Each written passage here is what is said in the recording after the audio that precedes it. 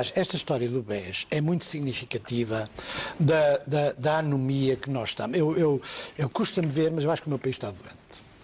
Eu acho que Portugal está doente. E é uma doença que não se divide entre esquerda e direita, nem se divide entre PS e PSD. As pessoas aceitam argumentos, posições, culpas que não têm nenhum sentido aceitar. E se quisermos, coisas como o que se passa hoje com o GES e com o BES são reveladores dessa doença. Repara o seguinte. Vítor Bento, por exemplo. O discurso de Vítor Bento é um discurso de caráter moral, em muitos aspectos. O que ele diz é o seguinte: em Portugal, nos últimos anos, toda a gente pecou moralmente. Os poderosos eram gananciosos, fizeram negócios, gastaram dinheiro, os governantes foram desleixados, e depois acrescenta. E a maioria das pessoas consumiu mais do que o que devia consumir, ou seja, coloca no mesmo plano moral, no mesmo plano da culpa, no mesmo plano da responsabilidade, quer um banqueiro que faz uma falcatrua, quer um tipo que compra um sofá na Moviflor a crédito. Repare, quem são os culpados, quem é que são apresentados como culpados pelo viver acima das nossas posses? É o tipo do sofá da Moviflor, é o que comprou um plasma para ver os jogos de futebol, é os tipos que foram a Acapulco fazer umas férias e vieram de sombreiro, é os funcionários públicos que são a mais e nunca se refere à circunstância de que dezenas de milhares de funcionários públicos saíram nos últimos anos, é os salários dos funcionários públicos que são muito acima dos salários dos privados e, portanto, significa que têm que ser diminuídos, quando na realidade há trabalhos em função pública que não têm equivalente no privado, por exemplo, as forças de segurança, os militares, por aí adiante.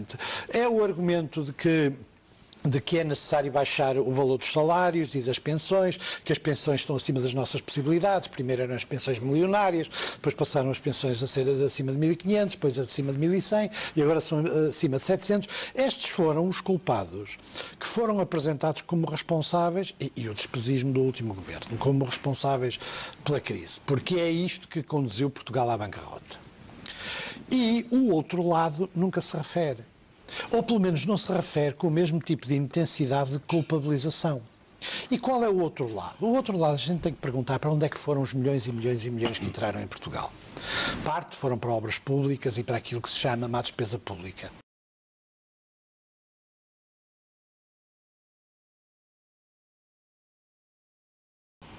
Mas muitos foram para empresas como a Tecnoforma, que são empresas típicas de uma certa parte da nossa classe política, chamemos assim, que se desloca para onde há dinheiro. Antes havia dinheiro no Fundo Social Europeu, deslocavam-se para o Fundo Social Europeu. Depois passou a haver dinheiro para projetos no domínio do ambiente e da ecologia, deslocou-se para o ambiente e a ecologia. Hoje há muito dinheiro para marketing, comunicação e outras coisas, deslocam-se para aí. E para as novas tecnologias e para as empresas de inovação, deslocam-se sempre para aí. O que é que elas têm de assets, chamemos assim? É a qualificação daquilo que oferecem? É a capacidade de competirem no mercado livre? Não. É o contacto com o poder político e a relação direta com o poder político. Portanto, milhões e milhões e milhões foram para aí. Querem governos do PS, querem governos do PSD. Para onde é que foram também milhões e milhões? Foram, por exemplo, gastos na agricultura. Os célebres jipes do FEOG é apenas um exemplo de coisa que era dinheiro que era suposto ser destinado a financiamentos do domínio da agricultura, foram gastos de forma completamente perdulária. Também se fala pouco sobre esta matéria. Uma parte importante de financiamentos do Estado foram, por exemplo, associações profissionais e associações sindicais.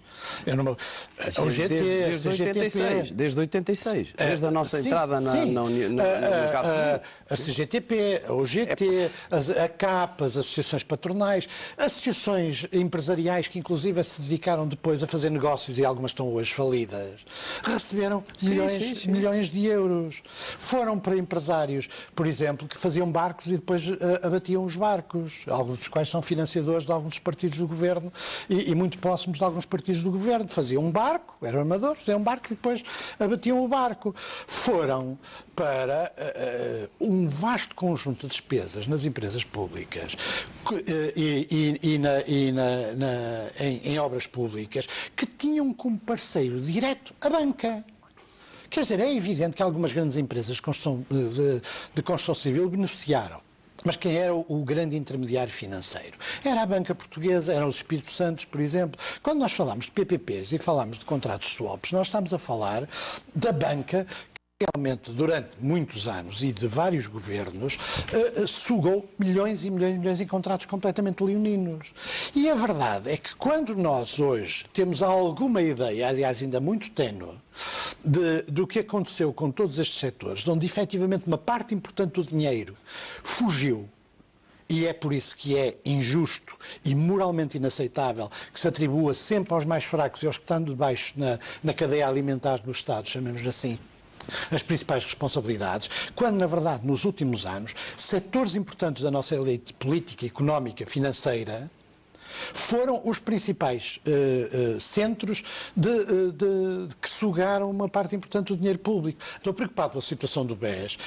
Por outra razão, é pelo seguinte, quer dizer, as pessoas que faziam parte daquela elite política financeira, com relações muito próximas com o poder político, e não me venham dizer que foi apenas no tempo do governo de Sócrates, não, são coisas antigas e que atravessam vários governos, inclusive o atual. Eu não me esqueço de que, por exemplo, Ricardo Salgado participou numa reunião do Conselho de Ministros, que já está bem esquecida, e depois o pretexto oficial foi que tinha ido lá para discutir, eu tinha ido para discutir imigração com o secretário de Estado da Imigração, que é uma coisa que, de facto, estou mesmo a ver o Ricardo Salgado ir a uma reunião em vésperas de uma importante declaração do Primeiro-Ministro sobre questões económicas e financeiras, foi lá discutir a imigração. E é evidente que hoje, quando o Governo se vangloria de que não deu ou não permitiu que a Caixa Geral de Depósitos tivesse ajudado a financiar o Grupo Espírito Santo, e os jornais repetem isto como um grande mérito do Governo, porque primeiro o Governo não podia dar, segundo o Governo não tinha dinheiro para dar, e terceiro, deixem vir o quadro comunitário de apoio e vão ver como o dinheiro flui para os mesmos canais. De acordo com a regulamentação europeia. Evidentemente, não podia, quer dizer, quando uma pessoa não pode fazer uma coisa e depois se vem vangloriar de que não fez por opção, quando na realidade nunca teve essa opção. E não, mas é muito simples. Espere que comecem a fluir os dinheiros do CREN. Porque o problema é que os canais pelo qual estes dinheiros escorrem são os mesmos. Não foram alterados. Da mesma maneira que no passado iam para as grandes empresas de construção civil, porque um dos aspectos do programa do Governo é também o reinício de um conjunto de obras públicas, para as empresas de construção civil, para a banca, para os mesmos grupos económicos, os mesmos setores, e uma parte também vai parar às mesmas pequenas empresas, que antes se constituíam com uma tecnoforma e que depois há áreas inteiras em que todas as empresas vivem da relação direta com o Estado. Resíduos, hectares, nas autarquias. E o que acontece com os Espírito Santos, ou com o Grupo Espírito Santo, é apenas um aspecto que deveria ser verdadeiramente escandaloso e deveria levar as pessoas a olharem de outra maneira aquelas pessoas que acham que são donos de Portugal. Porque a verdade é que há uma parte da nossa elite que entende que tem um direito natural de ser dona do país. E, das duas uma, ou ajuda a fazer os governos, ou ajuda a que eles se mantenham. Pelos seus elogios, pelas suas proteções e tudo. E os donos do país esquecem-se de pagar dinheiro ao fisco. É uma pequena importância. Repare o que é que aconteceria a um pequeno ou um médio empresário que tivesse dupla contabilidade, que tivesse esquecido de pagar milhões ao fisco, que tivesse participado em operações financeiras com offshores. Quer dizer, em condições normais estaria preso. Mas nós até temos dificuldade, porque evidentemente as complicidades são muitas, inclusive na comunicação social, a começar pela imprensa económica, nós até temos dificuldade em falar nestas matérias como falaríamos se fosse um desgraçado de um empresário que não pagava os seus impostos, que tinha imediatamente a penhora da casa, dos bens, da empresa e à falência. Vamos alargar o debate? E é evidente que esta duplicidade... O problema é que nós detestamos a economia paralela quando ela é nos restaurantes, ou nas cabeleireiras, ou nos mecânicos de automóveis, e aceitamos com a maior das complacências que um grande banqueiro, um dos homens mais ricos de Portugal, diga que se esqueceu de pagar milhões ao fisco, como se isso fosse uma coisa que alguém se esquecesse. A banca esteve disponível para uma coisa que é tão ou mais importante do que o facilitismo com que a banca esteve nesses projetos, tão ou mais preocupante, que é a agenda política do poder. O poder, por que razão os contratos são leoninos, como diz o Pacheco Pereira, todos esses de que estamos a falar? Por que razão as condições são, em muitos casos, desfavoráveis para o Estado? Posso fazer outra pergunta? Pode fazer, porque eu estou a fazer.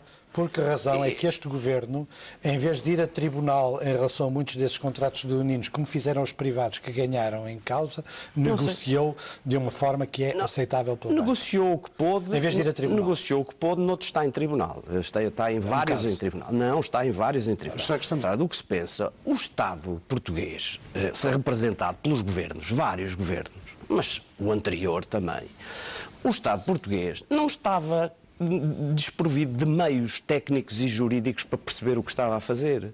Ao contrário do que muitas vezes se pensa, o Estado português, através dos governos e dos advogados que contratava, tão bons ou melhores do que os que estavam do outro lado, estava perfeitamente consciente do que estava a contratar.